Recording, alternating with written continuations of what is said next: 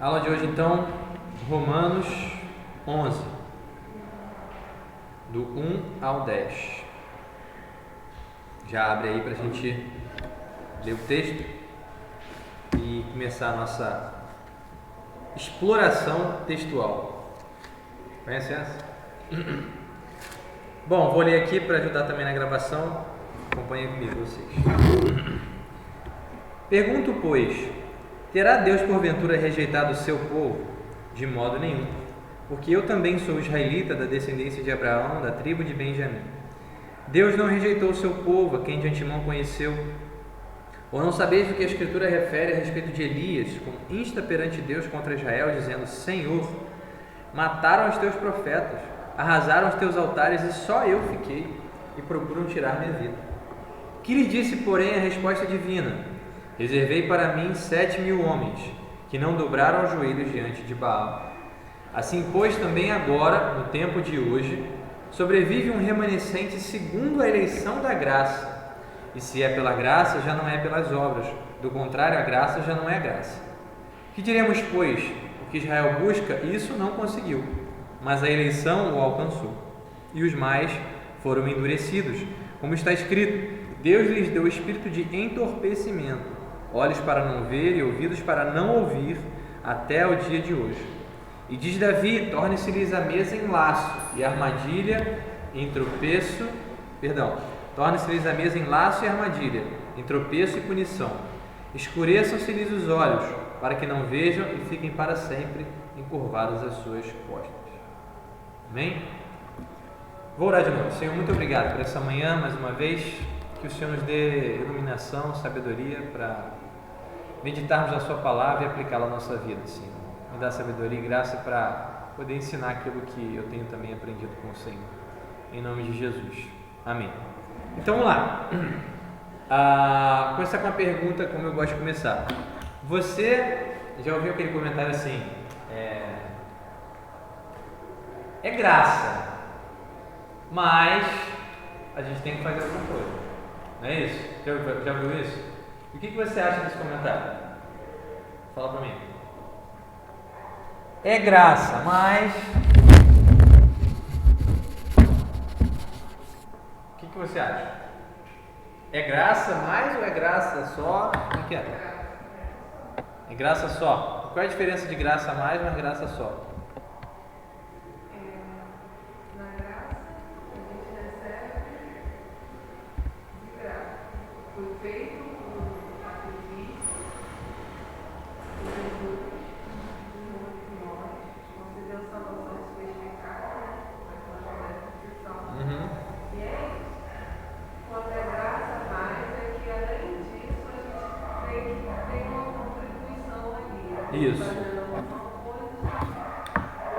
Isso aí.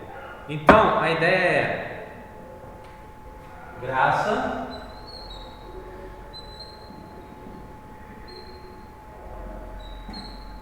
e ponto final.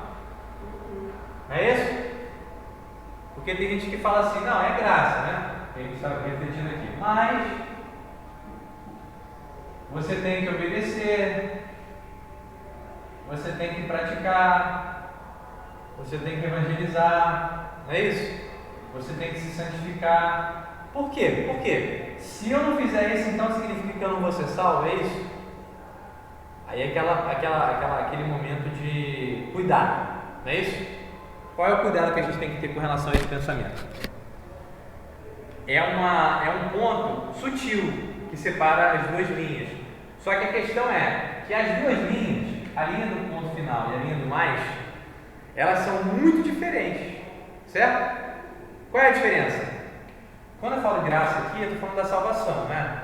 Então, Deus salva pela graça, concorda? E quando Deus salva pela graça, ponto, não tem mais nada que o homem faça para contribuir com essa salvação, né? Por isso que é graça, ponto.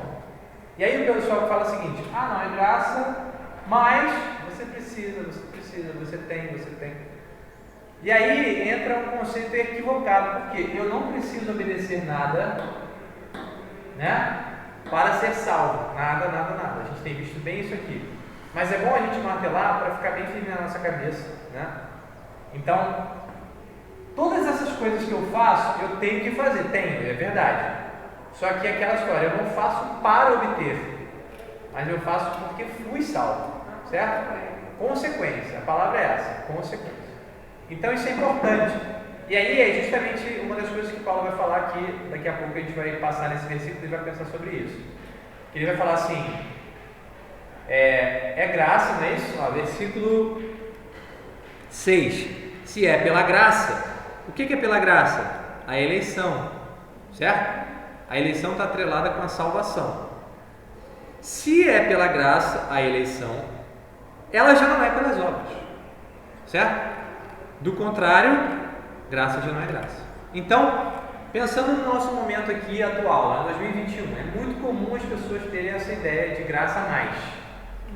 Graça, porém, você precisa. Graça, e aí pode ser um graça a mais também, assim, né? Graça mais, não é isso? Obras, por exemplo. É um graça, porém, um graça com aditivo.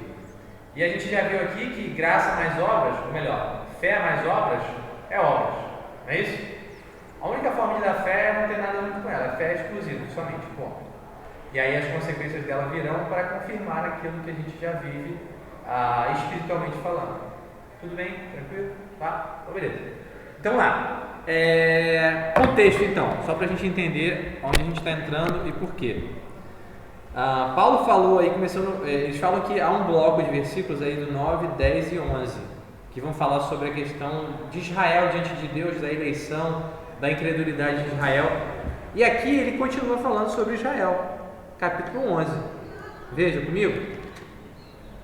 E ele vai falar, logo após ele ter falado sobre a rejeição de Israel. E a gente viu que essa rejeição, por assim dizer, não foi algo que Deus fez. Lembra disso, Leandro? Lembra comigo aqui. A gente pensou aqui, está pensando na carta aos Romanos, uma coisa muito interessante e difícil de entender. Que coisa seria essa? Significa que vou botar aqui para termos mais fáceis, a salvação, ela está atrelada com o quê? Deus, certo? Ok?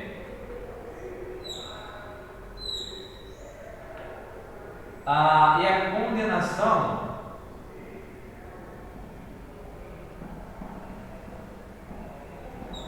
está atrelada com o homem. Em que sentido essas coisas aqui estão relacionadas, por exemplo? De acordo com os capítulos ali de Romanos que a gente está vendo, 9, 10 e 11 agora, a gente vai ver que a salvação ela vem porque Deus quis que acontecesse. Lembra aquilo? Ele decide mudar o destino de alguns, certo? Só que a condenação é o oposto. As pessoas pensam assim, então Deus, aquele negócio da dupla predestinação, já ouviu falar nisso? Porque se Deus ele predestinou para o céu, ele também predestinou para o inferno. E aí quando a gente começou a ver o capítulo 9, a gente viu que não é bem por aí, certo? Por quê? Não é uma questão puramente lógica, é uma questão do texto. O que o texto está dizendo, a gente tem que acreditar. Então, se o texto está dizendo que a salvação ela tem um fator preponderante, que é Deus, certo? A condenação, a Bíblia não aponta como sendo Deus tendo prescrito aquelas pessoas lá, predestinando elas para a condenação. A ideia não é essa, a ideia é que toda a raça humana ela está, por causa da sua incredulidade, da dureza do seu coração, indo para a perdição. Por quê? Porque ela é incrédula, porque ela merece, entendeu? Só que Deus, no meio desse povo, dessa massa, que a gente pensou aqui numa massa grande e corrupta, lembra aquela imagem do barro? Como sendo toda a raça humana ali nas mãos do oleiro. O que ele faz? Ele pega aquele barro ali, que é ruim, que é podre, e ele usa daquele barro de maneira bondosa para fins honrosos. São aqueles que ele decidiu mudar o destino, certo? Mas existem outros que ele simplesmente deixa seguir o seu curso. Então, a salvação está atrelada com a decisão de Deus e a condenação vai estar atrelada com a própria decisão do homem. A gente não entende como é que elas se casam, mas por quê? Se é Deus que salva, por que não é Ele que condena? Logicamente seria assim. Só que não é o que o texto vai mostrar para a gente. Entendeu? Então a gente entra aqui numa situação, vou usar um termo interessante para a gente entender, tá?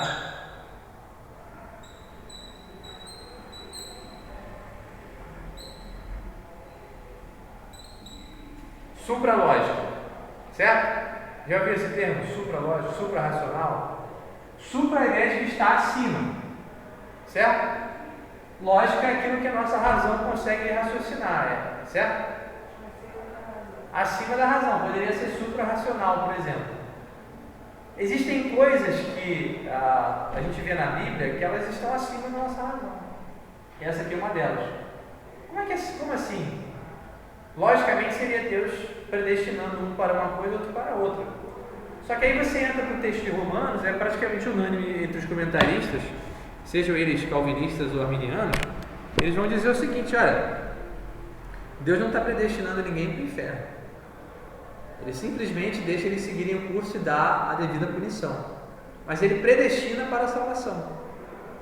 Ele escolhe do meio daquela massa pessoas para a salvação. Então é assim, extrapola a nossa lógica, a nossa razão. Eu só tenho dificuldade assim, eu entendo que a condenação é uma consequência do pecado do homem, mas no fim do ato de condenar, no juízo final, quem vai condenar? Sim, não, é Deus. Quando eu coloco aqui condenação, não é aquela chancela final, é a ideia da perdição mesmo, tá? Poderia até mudar aqui para perdição, seria mais fácil de entender. O ato final é de Deus. Deus, de fato, ele chancela e condena. Não é à toa que Jesus vai dizer, não é isso? Não temais aqueles que podem matar o corpo. Vocês devem temer antes aqueles que podem fazer perecer no inferno tanto o corpo quanto a alma. Ou seja, quem é aquele que pode fazer perecer no inferno tanto o corpo quanto a alma? Deus. Certo? Então ele condena mesmo. Mas a ideia é de que ele não condena porque ele predestinou para ir para o inferno. A ideia não é essa. Entendeu? Ele condena porque as pessoas decidiram ir para o inferno. Basicamente isso. Mas a salvação é o contrário. As pessoas queriam ir para o inferno, mas ele escolhe, com base na sua própria vontade, na sua soberania, pessoas para a salvação. Ele traz o povo para si. Tudo bem, Juliana? Está entendendo tudo? Ela chegou aqui hoje e falou que estava fácil. As últimas aulas estão fáceis. As últimas aulas estão fáceis, está tranquilo, velho. Então tá bom. Ou o professor é bom, ou está muito claro mesmo o texto. Mas acho que o professor não é tão bom. Aline, vai vendo. Então tá. Então a gente está entendendo o contexto aí, certo? Ele começou a falar da rejeição de Israel. Aí, no final lá do capítulo 10, ele fala da diferença de gentios e judeus. Que os gentios alcançaram a justificação, mesmo sem buscar a justificação. Só que o que acontece com Israel? Eles não alcançaram. Pelo contrário, eles foram claramente um povo rebelde àquilo que Deus queria fazer. Deus queria convertê-los, Deus queria transformar a realidade deles. E aí o que eles fizeram? Eles ignoraram aquilo que Deus quis fazer. Certo? E agora Paulo entra aí. Mas vem cá.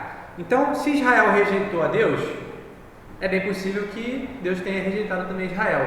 E Paulo recorrentemente ele vai dizer que não. Certo? Ele vai dizer, olha, versículo 1: terá Deus porventura rejeitado o seu povo? Porque ele acabou de dizer que Deus ficou estendendo a mão para o povo rebelde e contradizente, e que Israel não alcançou a justificação. Ele vai dizer assim, olha, não, de modo nenhum, não é isso? O texto que ele usa aí? Porque eu também sou israelita da descendência de Abraão, da tribo de Benjamim. O que ele está falando é o seguinte, olha, ele acabou de citar Israel como tendo sido excluído da justificação, certo? Talvez o primeiro momento que tenha vindo à cabeça das pessoas era o seguinte, então, está vendo? Israel foi um povo incrédulo, não presta para nada. Quem alcançou a justificação são os gentios, somos nós. Você lembra que na igreja de Roma tinha quem? Judeus e gentios com, provavelmente ou possivelmente, uma predominância de gentios, por causa daquela exclusão lá dos judeus de Roma por uma época, tá? Então é bem possível que eles estivessem pensando assim, caramba, tá vendo? Esse povo aí é duro. É bem possível que Deus tenha rejeitado Israel e aberto a porta aos gentios. Só que Paulo vai dizer o seguinte, não. Deus não rejeitou Israel. E qual é a prova dele não ter rejeitado Israel? Israel eu digo aqui como nação, tá? Ele não rejeitou Israel como nação. A prova é que Paulo era convertido. Não é isso? Porque ele vai dizer, olha, eu também sou israelita, da descendência de Abraão. Ou seja, ele está mostrando que ele era um verdadeiro judeu. Certo? Ele veio da linhagem de Abraão mesmo, descendente. Da tribo de Benjamim, aquela tribo que ficou fiel no sul de Israel. Você lembra disso? Lembra tudo, Juliano? Lembra? Tínhamos 12 tribos, não era? Quais eram as duas tribos do sul? Judá e Benjamim, é isso? Judá e Benjamim. Era um sinônimo ali das tribos que ficaram fiéis. Você vai ver isso na história dos reis de Israel. Você não tem nenhum rei fiel na tribo do norte, mas você tem vários reis fiéis ali na tribo do sul, com o povo se arrependendo e voltando a Deus, mas mesmo assim o destino deles foi ruim. Mas ele vai dizer, olha, eu sou da tribo de Benjamim. Versículo 2, Deus não rejeitou o seu povo, a quem de antemão conheceu. Lembra dessa ideia de conheceu? O que é conhecer de antemão? Isso porque estava fácil.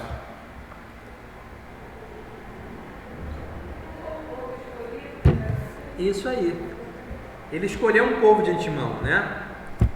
E essa ideia de antemão conhecer, até o Stott ajuda a gente a lembrar o seguinte: foi uma escolha de Deus prévia. Ele amou pessoas antes de qualquer coisa acontecer, antes delas terem feito qualquer coisa, inclusive optarem por Deus ou não, certo? Então, ele vai dizer, Deus não rejeitou o seu povo, quem de antemão conheceu. E ele vai começar a citar os exemplos. Ou não sabeis o que a Escritura refere a respeito de Elias, como insta perante Deus contra Israel, dizendo: Senhor, mataram os teus profetas, arrasaram os teus altares, e só eu fiquei, e procuram tirar minha vida. Que lhe disse, porém, a resposta divina? Reservei para mim 7.000 homens, que não dobraram os joelhos diante de Baal. O que Paulo está fazendo aqui? Ele começa a falar da própria experiência dele para dizer, olha, hoje, quando é hoje aí? Depois de Jesus, na época de Paulo. Hoje tem 2.000 anos, tá? Hoje, para Paulo ali, tem 2.000 anos atrás. Então ele vai dizer que na época dele existe um povo judeu crente. Não é isso que ele está dizendo? E aí ele começa a voltar mais atrás. Ele fala, olha, não é só agora, olha para trás. Na época de Elias, aí eu fui dar uma olhada hoje na minha Bíblia lá, Elias está ali praticamente 900 anos antes de Cristo. A data até que eu vi lá estava 870, 850, era a época que ele viveu ali antes de Cristo. Aí você pensa assim, caramba, 900 anos antes de Jesus, Deus já estava fazendo a mesma coisa. Por quê? A gente pensa assim, né? No Antigo Testamento, o povo de Deus era Israel, certo? E aí depois no Novo Testamento, o povo de Deus é só a igreja. Só que a gente foge um pouco daquele conceito do Israel de Deus, certo? O conceito do Israel de Deus, que era um povo dentro do outro, significa que Deus sempre trabalhou com o seu povo, aquele remanescente fiel. E a prova disso é quando Elias, ele se encontra naquela situação, lembra daquela ocasião? Vou contar a história que eu acho bom até para lembrar. Ele estava lá, foi para o Monte Carmelo, não é isso? E aí ele desafiou os profetas de Baal. Você tinha ali 400 profetas de Baal, só tinha Elias como profeta de Deus. E ele estava naquela luta para mostrar quem era Deus. Lembra dessa história, Zé? E o que ele faz? Ele começa a propor um desafio. Então foi o seguinte, vocês estão falando que Baal é Deus? É o seguinte, vamos fazer aqui o sacrifício, não é isso? E quem responder com fogo realmente é Deus. E aí o pessoal lá faz aquele estardalhaço todo, né? Se cortam, clamam e nada. E aí Elias começa a zombar deles. Não era isso? Olha, fala mais alto. Ou então vai ver que ele viajou, está de férias. E aí ele começa depois a invocar o nome de Deus. E aí ele joga água e mais água sobre o holocausto, sobre tudo. Fica o negócio, fica encharcado. E aí ele clama e Deus responde com fogo e lambe tudo. Lembra dessa história? E logo depois disso, o povo mata os profetas de Baal. Ali tem uma matança de vários profetas de Baal, ali 400 profetas. E ele meio que sobra sozinho, como que sendo o único fiel a Deus. E logo em seguida também ele recebe a notícia de que Jezabel está querendo matar ele. Quem era Jezabel? A rainha de Israel, né? Do Israel do norte, no caso. A esposa de Acabe, que reinava sobre Israel, e ela queria então matar o profeta. E aí ele foge, tem toda aquela vivência ali de fuga, em que ele vai ficar no meio do mato, não é isso? Aí depois ele vai para a caverna, e aí ele começa a falar com Deus. O que ele fala com Deus? Justamente o que está escrito aqui: Senhor, mataram os teus profetas, arrasaram os teus altares, e só eu fiquei, e procuram tirar minha vida. Então Elias estava olhando para o lado, falando assim: cara, acabou, só tem eu de fiel nesse lugar.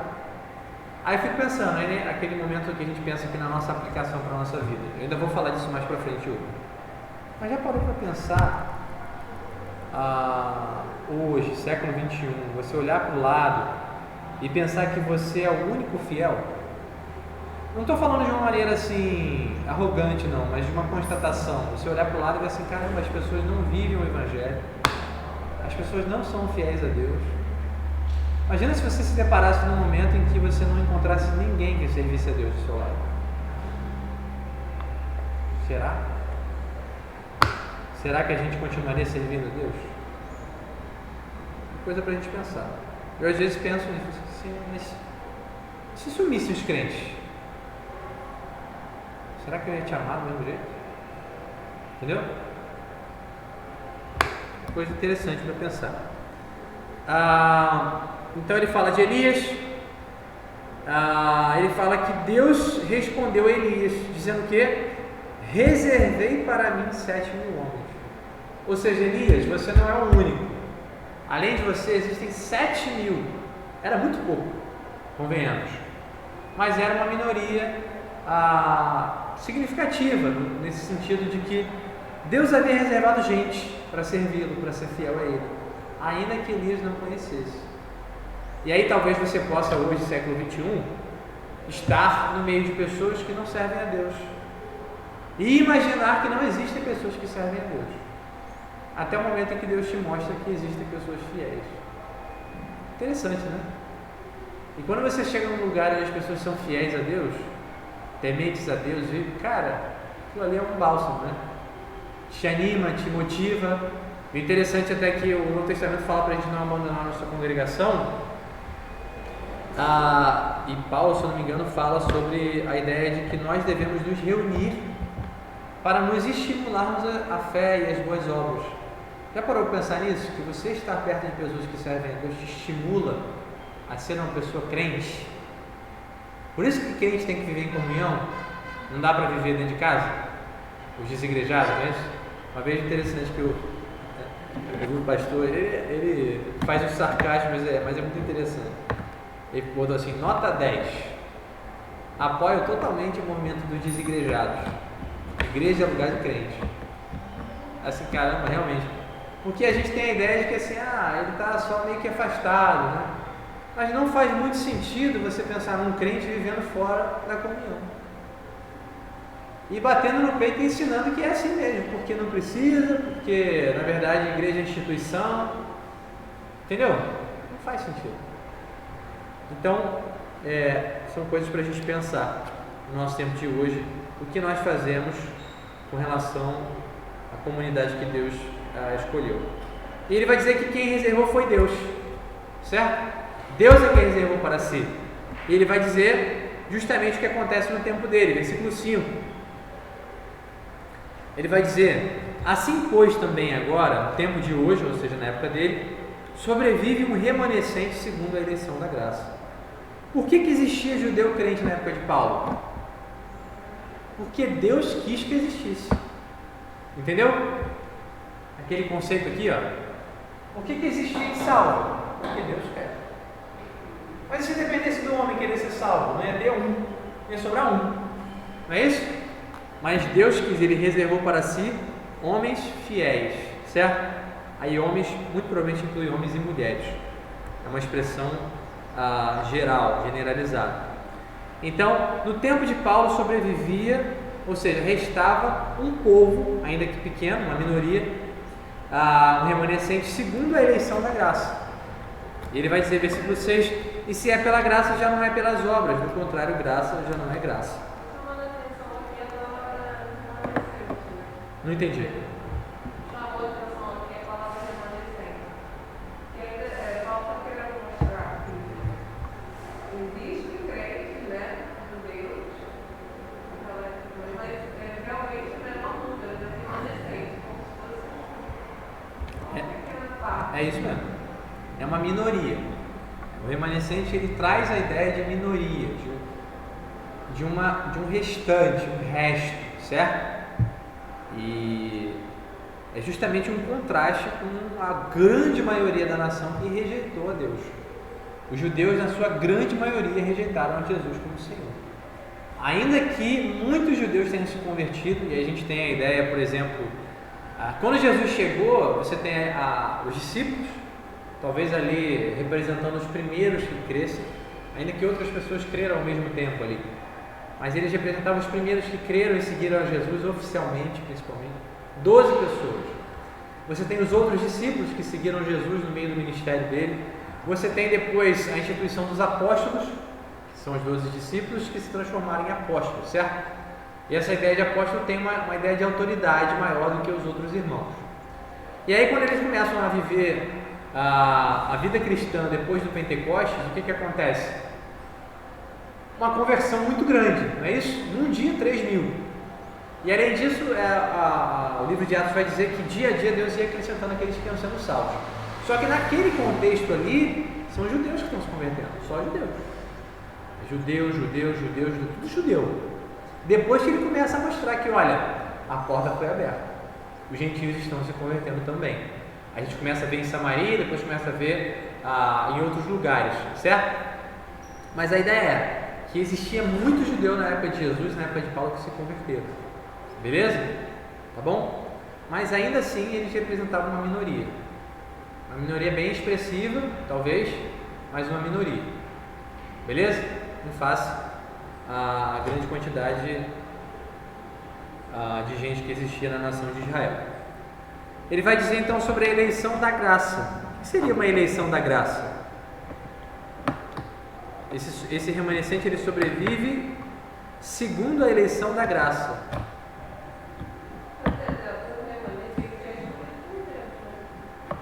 Ele está justamente fazendo isso aqui, ó. Ele está atrelando a eleição com graça, certo? Vamos lá. Eleição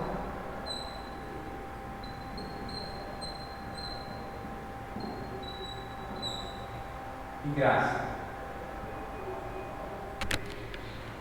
Vou contratar um cameraman.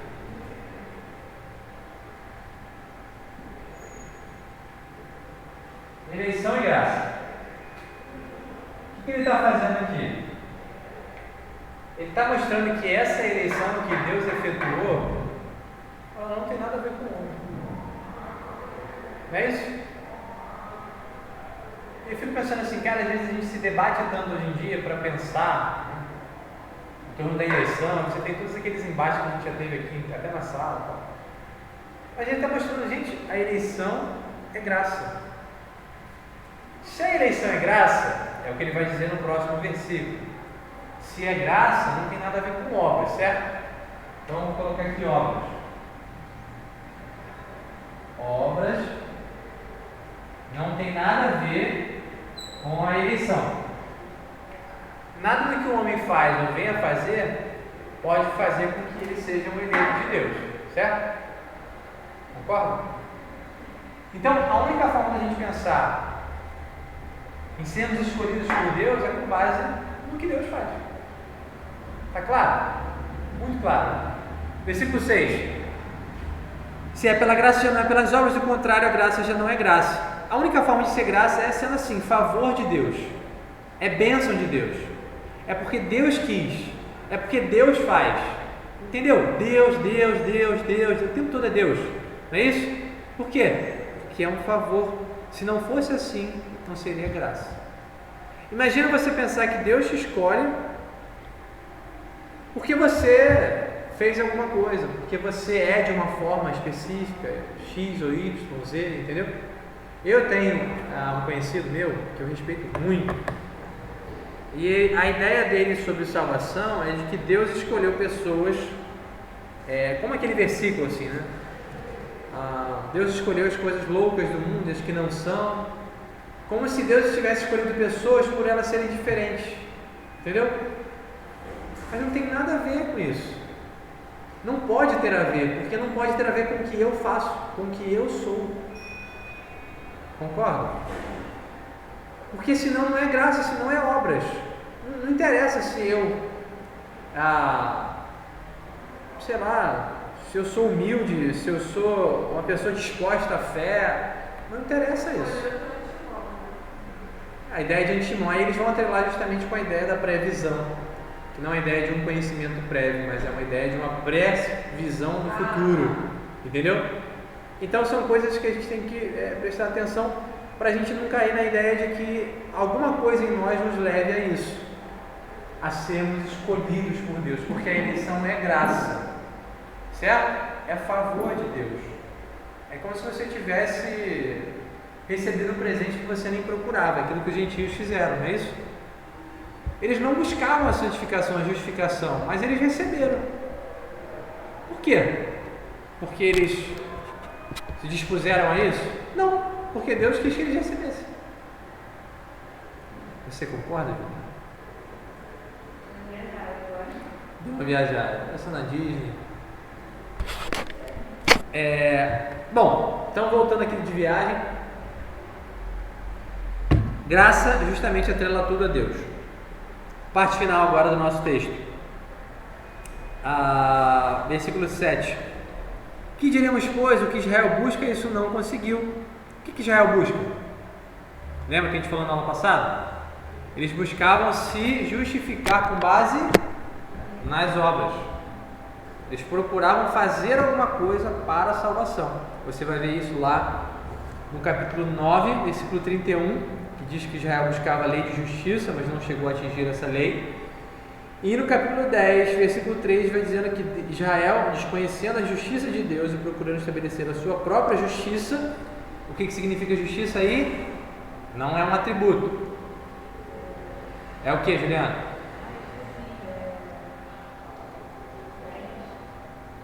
É a forma de salvar. Aí, justiça é forma de salvar, a forma como Deus justifica pessoas, tá?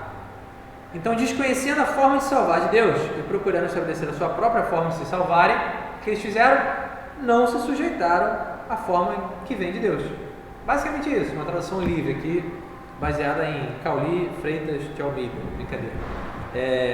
Então, Israel buscava a justificação pelas obras, ela não conseguiu. Mas, ele faz um porém, versículo 7. A eleição o alcançou. Alcançou quem? Os israelitas. Como? Pela graça. A eleição de Deus alcançou inclusive aqueles que viraram as costas para Deus. E que coisa interessante, né? O povo como um todo virou as costas para Deus. Mas o que aconteceu? Deus, por causa da sua eleição, ele trouxe judeus para si, para a conversão. O exemplo maior disso talvez seja o próprio apóstolo Paulo. Lembra disso? Quem era Paulo? Um fariseu, um terror para a igreja. Não era isso? Ele matava, perseguia cristão, fazia um estardalhaço. Ele ouviu a pregação quando Estevão foi morto, não foi? Mas ele estava ali consentindo a morte de Estevão. Ele estava apoiando, ou seja, ele já estava se rebelando contra o evangelho propriamente dito. Até que Deus fez o quê? Caminho de Damasco. Paulo, o que Deus falou para ele?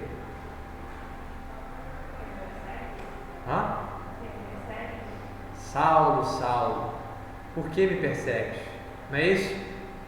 E aí ele cai, extasiado lá, sem entender muita coisa, só que aí ele se converte. Não é isso? Deus entrou na vida do apóstolo Paulo de maneira atropeladora. Percebe? Você imagina se Deus tivesse virado para ele assim: Paulo, queria tanto mudar a sua vida, Paulo. Você precisa aceitar Jesus, Paulo. Você imagina isso? Deus entrou a galope na vida de Paulo. No meio do caminho, ele indo matar a igreja, chega, acabou, vambora, vamos resolver esse negócio agora. Por que você está me perseguindo? E aí cai a ficha dele, né? Olha, eu estou perseguindo a Deus. Estou errado. Não é isso? Você imagina se ficasse só no discurso ali dos cristãos, será que Paulo se converteria? Enfim. Então, Paulo é a prova viva disso. O quê? Claro que mal comparando totalmente. Ah. Como é necessário alguma coisa dentro dele mesmo, que a gente vai falar a palavra, mas o ato de se converter, crer em Deus e confessar, só Deus pode explicar. Porque muitos vão ouvir a palavra. Isso aí. É por isso que a Bíblia diz que quem convence é quem? É o Espírito. Ele convence da justiça, do pecado e do juízo, não é isso? Da justiça, do pecado e do juízo. Ou seja, a nossa pregação é um meio que Deus escolheu para salvar pessoas. E Ele aplica no coração das pessoas a salvação, o convencimento. Então é obra do Espírito Santo convencer pecadores. É porque muitas pessoas também falam que creem. Isso. Você vê também muita gente falando que eu sou uma pessoa boa, eu sou mas você não vê a essência aí dentro, entendeu? É isso aí. Vê a mudança. Esse é o nosso dilema hoje. Eu penso muito nisso também. Eu vejo assim, a gente tem uma extensão evangélica muito grande no Brasil hoje. Muitas igrejas, muitos evangélicos. Mas quando você começa a caminhar um pouquinho mais perto de alguns, você fala assim, cara, esse cara não é crente não. Você vê isso? A própria pessoa se engana. Sim. Uma cegueira. Se engana, né? É uma cegueira. Só que eles continuam não vivendo o Evangelho. Entendeu? Então eles se enganam, eles vivem realmente um engano. É uma coisa meio aterrorizante, porque ele está tão perto, né, do conhecimento, cara. Ele abre a Bíblia. Você parou para pensar nisso? Tem pessoas que vão para a igreja, ela abre a Bíblia todo domingo, cara. Ela lê a Bíblia, ela ora, ela talvez até prega, ensina, mas ela não é crente. Parou nisso, pensar nisso. Você viver uma vida inteira diante da palavra viva que pode levar o homem à salvação, que pessoas no mundo não ouviram, mas mesmo assim o coração dela está de tamanha forma endurecido que ela não consegue ouvir a voz de Deus. E a Bíblia diz que ela vai ser condenada. Por quê? Porque ela nunca se converteu. Certo? Por quê? Porque ela não se dobrou ao senhorio de Cristo. Então isso é uma coisa interessante. O nosso contexto não diz nada sobre a nossa salvação, nada. O que diz é o nosso coração, as nossas evidências, certo? Estava até ouvindo ontem uma mensagem sobre isso. Qual o direito que nós temos de achar que nós somos salvos? São os frutos que saem da nossa vida. Que frutos são esses? Se eu não vejo santificação na minha vida, por que eu acho que eu sou crente? Ou se a santificação na minha vida é só um fazer ou não fazer, por que eu sou crente? Então são coisas que a gente tem que ficar refletindo sobre a nossa posição, para ver se a gente não está vivendo um engano, certo?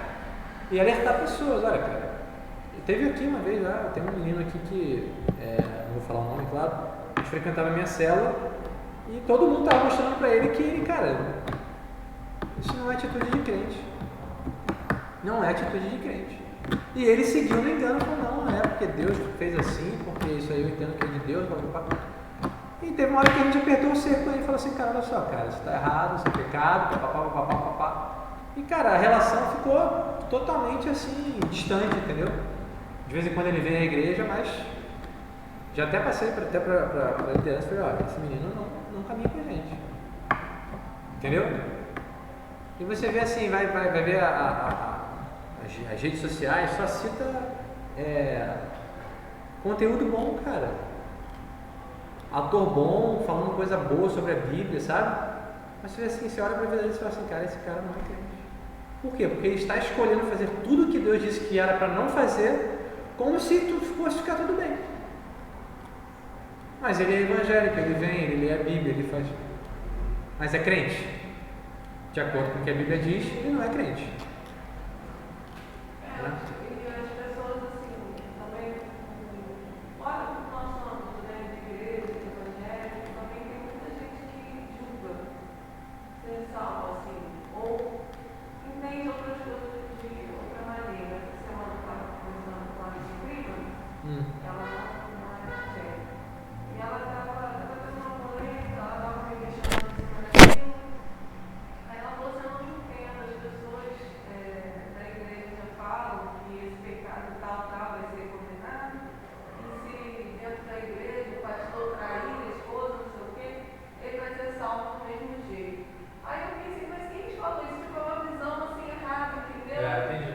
Eu não sei como é que essas informações chegam assim das pessoas, e as pessoas aceitam aquilo e tipo, ficam se questionando, mas concordam. No final elas acharam que era verdade, assim, se tiver um pecado, tipo, que todo mundo parece que se a pessoa sendo cristã te dá um aval, assim, entendeu? Te dá um É como se aval. fosse aquela questão católica, né? Tipo assim, você tá na igreja, você tá salvo. Né? Isso, tipo isso. Nada a ver, né? Tipo assim, mas ela não concordava com aquilo, mas ao mesmo tempo ela julgava que era verdade. Então, eu não entendo. Aí se dentro da igreja acontecer isso, a pessoa vai ser salva?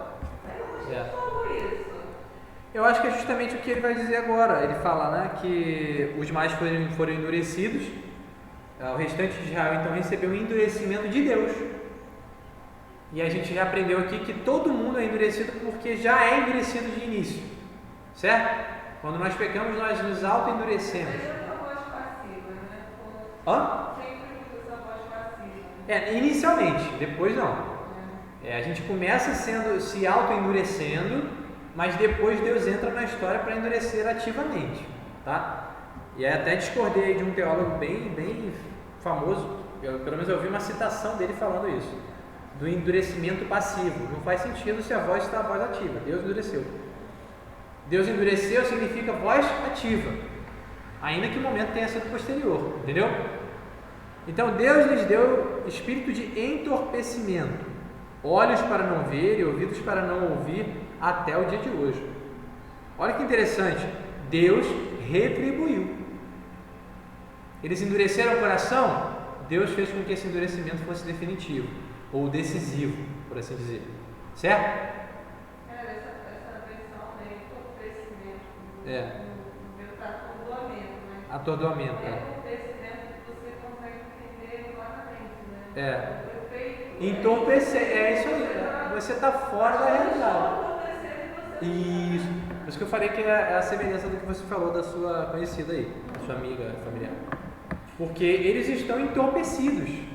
E aí não é só o judeu, é também o gentio que não conhece a Deus, ele está entorpecido. Ele tem olhos que Deus deu para não ver. Deus deu olhos para não ver. Deus deu ouvidos para não ouvir. É aquilo que Jesus falou, não é isso? É justamente algo que vem de Deus como uma resposta, uma retribuição àquilo que o homem fez. O homem escolheu viver longe de Deus, então Deus faz assim. Deus retribui com mais dureza, com cegueira espiritual, essa ideia do entorpecimento. Está todo mundo cego, ninguém entende nada. Como é que a gente consegue entender? Quando o Espírito Santo, por uma obra soberana, poderosa, nos regenera. Ele faz com que a gente seja uma criatura agora viva. Lembra da figura? Nós estávamos mortos e delícia em pecado, mas fomos vivificados.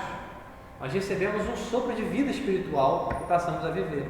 E aí deixamos de ficar entorpecidos. Por quê? Porque hoje eu e você a gente pode pegar a Bíblia e entender. O não crente ele não entende. Ele pode falar uma coisa certa aqui, outra ali, ter uma doutrina interessante, papapá, mas entender de fato ele não entende. Certo? Ele não entende a vontade de Deus, os caminhos de Deus. Entendeu? Você tem alguns pontos aí para você pensar no meio disso, mas a ideia é essa. Eles não conseguem entender a voz de Deus. Eles estão entorpecidos. E o problema é você ver muito crente que também não está entorpecido, mas parece que a atitude demonstra isso também. Porque você vê assim, cara, o cara tem frutos de uma vida cristã, mas em alguns pontos você vê que ele ainda rejeita a verdade de Deus, a palavra de Deus, a vontade de Deus. Isso é um perigo também. Bom, mas não é o caso aqui. E diz Davi, para a gente fechar, Torne-se-lhes a mesa em laço e armadilha, em laço e armadilha, em tropeço e punição. Escureçam-se-lhes os olhos, para que não vejam e fiquem para sempre curvadas as suas costas. A citação aqui é Salmo 69:4. Isso no último versículo.